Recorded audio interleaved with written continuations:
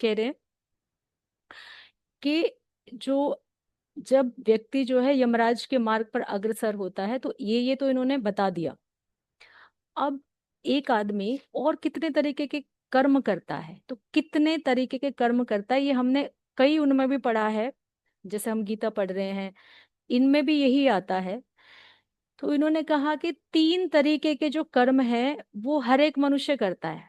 मन से तो मानसिक कर्म हो गए, वाचिक कर्म और शारीरिक कर्म। तो मनसा वाचा कर्मणा जिन्हें हम कहते हैं, तो 3 तरीके के कर्म हर एक आदमी करता ही करता है। क्योंकि जब हम दुनिया में आते हैं तो हमें कर्म करना ही पड़ेगा। अब वो कैसा कर्म करते हैं, कभी कभी जानबूझ के आदमी गलत नहीं करना चाहता, लेकिन अज्ञान होते हुए उससे गलत होता है। पहला कर्म बताया मानसिक, मन से जो होता है। मन से देखिए, आपने किसी के बारे में अगर गलत सोच लिया है, किया नहीं है, वो कर्म जो आपने अंदर सोचा। अब इसमें 4 तरह के आते हैं, हर एक में 4 4 तरीके के हैं। तो इस तरह से टोटल 12 कर्म हुए। पहला है जो मन से कर रहे हैं मानसिक, उसमें 4 कर्म आएंगे जो विशेष बताए इन्होंने। पर स्त्री या पर पुरुष को पाने की इच्छा। तो स्त्री है तो पुरुष को पाने की इच्छा, पुरुष है तो स्त्री को पाने की इच्छा, पर वो पर है यानी दूसरे का है, वो अपना नहीं है। उसको पाने की इच्छा, वो सपने में उसको पाने की इच्छा कर रहा है, मन में सोच रहा है, तो भी पाप है। इसका मतलब कि उसको अंदर भी नहीं सोचना ये चीज, विचार ऐसा नहीं करना। दूसरा, पराये धन को हड़पने की इच्छा। दूसरे का धन हड़पने की इच्छा जो करता है, जो मन के अंदर ही अपनी कुछ योजना बना रहा है कि ऐसे कर दूंगा वो कर दूंगा, किया नहीं है अभी, योजना ही चल रही है, वो भी गलत है, उसको वैसा भी नहीं करना। तीसरा है अनिष्ट का चिंतन। अनिष्ट का चिंतन क्या है? जैसे जो लोग जिससे बैर करते हैं, घृणा करते हैं, वो सोचते हैं कि अरे इसका कुछ बुरा हो जाए। लोग तो यहाँ यहाँ तक भी सोच लेते हैं, "हाँ, इसका एक्सीडेंट हो जाए, मर मरा जाए।" ऐसा जो ऐसा जो कर्म सोच रहा है, उसके सोचने से ही उसको वो जो कर्म है पाप की श्रेणी में चला गया। किया नहीं है, मन से कर दिया पर, तो हो गया। ना करने योग्य कर्म में प्रवृत्त होने का दुराग्रह, यानी कि टांग अड़ाना। सिंपल भाषा में, कोई व्यक्ति कुछ काम करना चाहता है, दूसरा व्यक्ति उसे नहीं कर, कैसे इसे रोकूं, कैसे इसे रोकूं, ये ज्यादा पैसे कमा लेगा, ज्यादा कमीशन खा लेगा, कैसे इसको रोकूं, पॉलिटिक्स रचेगा। तो जो भी ऐसे करते हैं, ऑफिसों में ऐसा होता है, घरों में भी बहुत से लोग ऐसा षड्यंत्र रचते हैं, इसको नीचा दिखाऊं, इसको गिराऊं। वो अपना आधा टाइम इन्हीं फालतू की बातों में लगाते हैं, दिमाग चलाते हैं। तो वो उससे भी वो पाप ही कर रहे हैं। अगर उन्हें कुछ सोचना ही है तो वो अच्छे के लिए अगर सोचें, तो जस्ट इसका उल्टा हो जाएगा। तो हमने 4 तरीके के कर्म देखे जो मन से हो रहे हैं। दूसरे तरीके होते हैं वाचिक, बोलने से। बोलने से क्या होता है? जैसे हम बेसिर पैर वाली बात करते हैं, कोई मीनिंगफुल बात नहीं है, घंटों तक गॉसिप कर रहे हैं या इधर उधर की बात कर रहे हैं, पहला। दूसरा है इसमें झूठ बोलना। झूठ बोल के किसी को इम्प्रेस करना, या किसी भी तरीके का झूठ बोल रहे हैं अपने स्वार्थ के लिए, वो वाचिक कर्म में आ रहा है। अप्रिय बोलना, अप्रिय होता है जो कटु वचन है या जिसको सुनने से अच्छा नहीं लगता, जिसमें गाली गलौज है, किसी के प्रति अनादर की भावना है, ये सारे अप्रिय हैं। कानों को भी अच्छे नहीं लगते, मन को भी अच्छे नहीं लगते। तीसरा है, चौथा है पीठ पीछे चुगली करना। तो जो भी चुगली करते हैं, सब होशियार हो जाएं, किसी की चुगली नहीं करनी है, क्योंकि ये भी हमारा एक कर्म बन जाएगा। और जो ज्यादा गॉसिप कर रहे हैं या बेफालतू की बातें कर रहे हैं, वो भी। इसीलिए पत्री जी ने कहा मौन रहो, जितना जरूरी है उतना बात करो। तो ये कोई अलग से नहीं है, उन्होंने उनकी छोटी छोटी बातें निकाल के हमें बताई एक सेंटेंस में, यही सब जगह लिखा हुआ है। तीसरे तरीके का है शारीरिक, जो शरीर से करते हैं। क्या काम करते हैं? अभक्ष्य भक्षण। अभक्ष्य यानी जो खाने योग्य नहीं है, उसको भी हम खा रहे हैं, है ना। बहुत सी चीज है ना, ऐसी स्वाद के लिए खा रहे हैं, जीभ के लिए खा रहे हैं, लेकिन जरूरी नहीं है कि वो आपके हेल्थ कॉन्शियस हो, आपके लिए अच्छा हो, बट खा रहे हैं। दूसरा, प्राणियों की हिंसा। ये सभी समझते हैं कि प्राणियों को जो मारते हैं, उनका जो मारने से जो उनके ऊपर अत्याचार हुआ, उनकी आह निकली, उनकी पीड़ा निकली, वो सब उस व्यक्ति को लगेगी। व्यर्थ के कामों में लगना, जैसे आपके पास समय है, बहुत से लोग यही आज कहते कि हमारे पास समय नहीं, समय नहीं है। तो आपको ये भी पता होना चाहिए अगर मेरे पास समय है तो इस समय को मैं किस चीज में लगाऊं जो यूजफुल हो।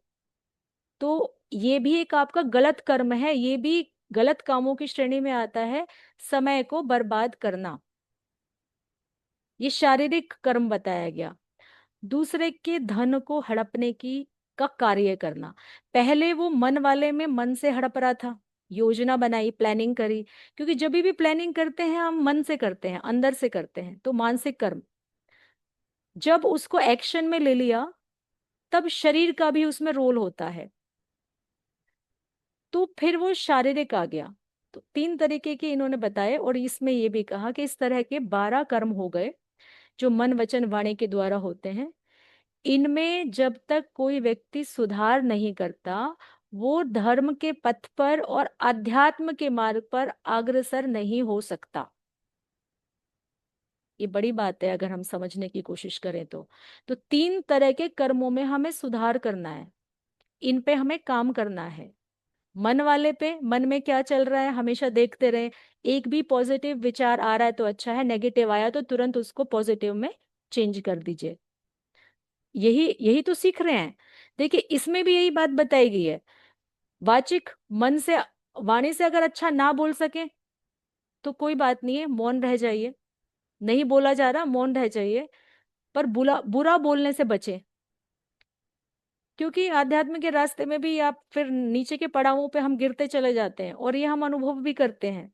जो लोग अनुभव करते हैं वो जानते हैं कि मैं ये क्या कह रही हूँ, या ये किताब में जो लिखा है क्या है, वो यही है। तीसरा, शरीर से। देह मिली है, कहते हैं कि शरीर मिला है। हम शरीर नहीं है, हम आत्मा है। तो शरीर फिर क्या हो गया? शरीर तो काम करने के लिए ही हुआ ना, इंस्ट्रूमेंट हुआ। तो उससे अच्छे काम भी हो सकते हैं, तो बुरे काम ही क्यों करें, अच्छे कर लेना। तो सनत कुमार जी कहते हैं कि जब मनुष्य यहाँ की यात्रा करके ऊपर के लोकों में विचरण करता है, तो पहले तो उसको इतनी सब जगहों से गुजारा जाता है। वहां रास्ते में एक वैतरणी नदी भी पड़ती है, उसका भी एक अलग कॉन्सेप्ट है कि कैसे कैसे वो जाते हैं। तो इसमें कहा कि इस तरीके से कर्म करने उसको चाहिए। फिर वो आगे बता रहे हैं छोटी सी बात और, कि इसमें इतना, जो मनुष्य आता है उसको ज्ञान नहीं होता, सब कुछ भूल जाता है। तो अब ऐसा कौन सा रास्ता है कि उसने बहुत सारे ये सब काम भी कर लिए, और इस जीवन में ही चाहता है कि अब तो मुझे थोड़ा सा सुधार मैं करना चाहता हूँ, तब वो क्या करेगा? तो उसके लिए कुछ उपाय अब पूछ रहे हैं कि अगर कोई व्यक्ति इस स्टेज पे आ चुका कि उसने पहले तो ये सब पाप कर्म करे, वो जानता नहीं था, लेकिन अब किसी ने उसे बताया, उसको थोड़ा सा समझ आया, अब वो चाहता है कि थोड़ा तो सुधार कर लूं, ऊपर क्या मुंह दिखाऊंगा। तो अपने ऊपर की यात्रा को सुधारना चाहता हो तो उसको क्या करना है? तो पहले तो वो यम से ही शुरू करते हैं। वो कहते हैं कि देखिए, यमराज के दो कुत्ते माने जाते हैं, जो डॉग हैं, वो यमराज के पास दो डॉग हैं। एक चितकबरे वाला है, एक ब्लैक वाला है। दो डॉग होते हैं यमराज जी के पास। तो कहते हैं कि इसीलिए ये जो दो इनके कुत्ते हैं ना, इनको व्यक्ति को प्रसन्न करना चाहिए जबकि वो धरती पे है। इसका मतलब ये है कि हमें जो पहला घर का भोजन निकालने की बात बताई गई ना, कि कुत्ते को दीजिए, गाय को दीजिए, ऐसे बताया जाता है ना। तो वो इसलिए इसमें इस बात को बोला गया कि श्याम और सबल नाम के दो उनके कुत्ते हैं, तो मनुष्यों को उनके लिए अन्न का भाग निकालना चाहिए। तो वो एक रास्ता खोल लेते हैं, क्योंकि वही डॉग हैं जो उनको रास्ता दिखाएंगे यमराज के वहां तक का। तो अगर आपने उनको यहाँ खिलाया है तो वहां वो उसको आपको हेल्प करने को उस रास्ते पे मिलेंगे, और यहाँ उनको मारा है तो वो वहां काटेंगे आपको। फिर कह रहे हैं कि इसीलिए इनको बलि बोला जाता है। जैसे आपने देखा होगा पितरों के टाइम पे चींटियों को निकालना, गऊ को निकालना, ऐसे इनको बलि कहा जाता है।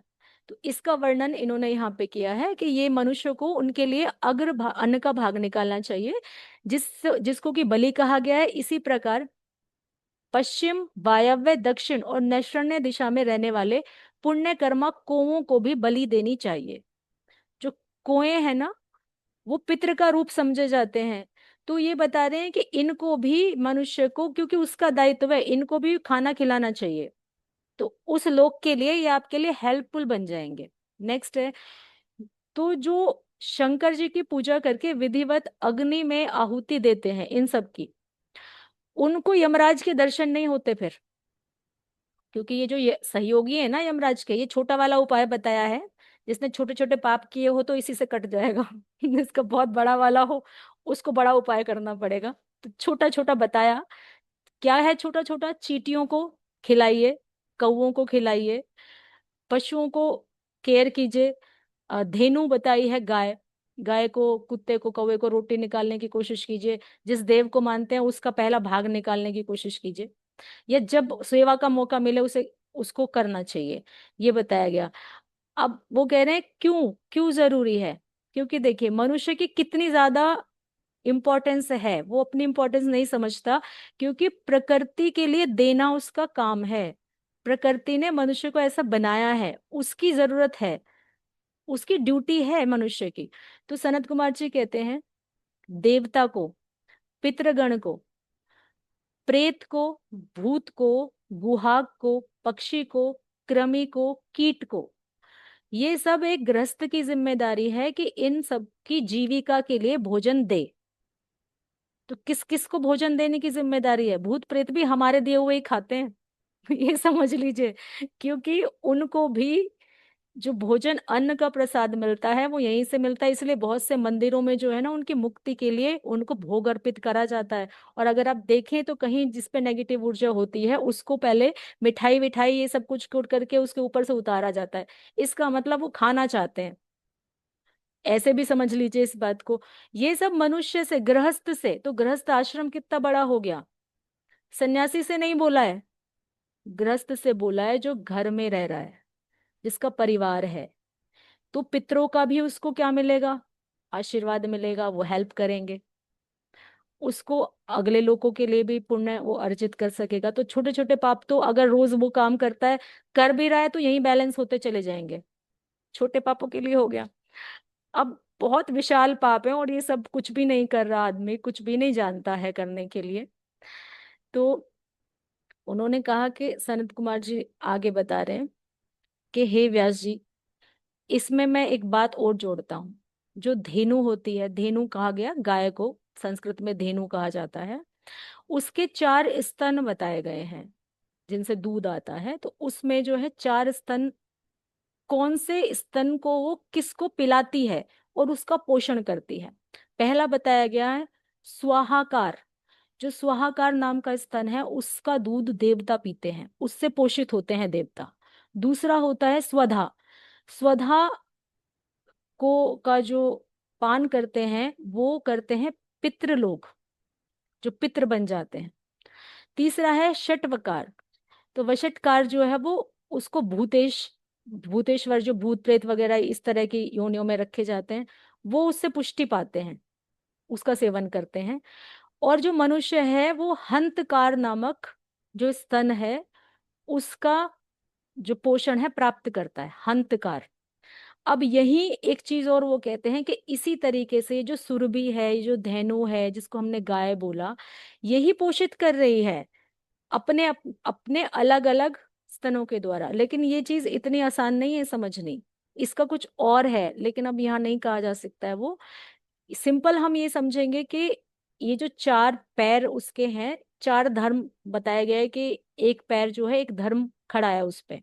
तो जब ये कोई भी पैर टूट जाता है तो वो चलने में असहाय हो जाती है, और उसी तरह से उसका पोषण बंद हो जाता है, क्योंकि रुग्ण हो गई, बीमार हो गई, तो वो कर नहीं पाएगी वो जो चीज कर रही है। और आज के टाइम में वही जो चीज है वो हो रही है, उसको हमारे धर्म ग्रंथों में इस तरीके से बताया गया है, जिसको कि हम युग परिवर्तन या चेंज कहते हैं, उसकी व्याख्या हमारे ग्रंथों में इस तरीके से बताई जाती है। तो गाय के 4 जो पैर हैं वो क्या हैं, धर्म हैं, उन धर्म पे ही वो खड़ी हुई है, एक भी पैर टूटता है तो धर्म गिर जाता है, और नए नए जो हम युग पैदा करते हैं उसके अनुसार चलते हैं।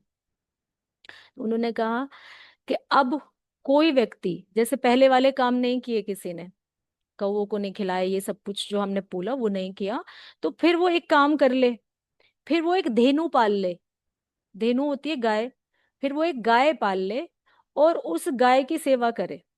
अगर वो ऐसा करता है